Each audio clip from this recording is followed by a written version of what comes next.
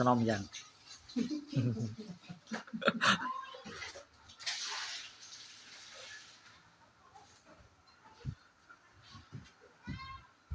ตัดตะก้อยบ่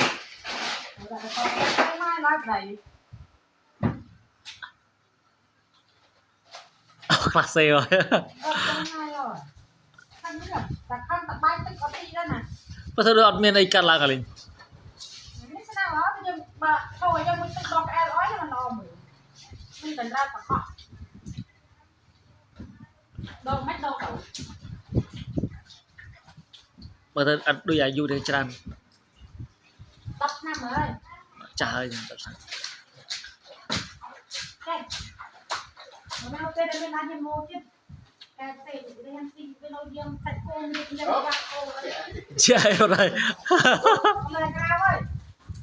ที่เราเล่นไปเบิด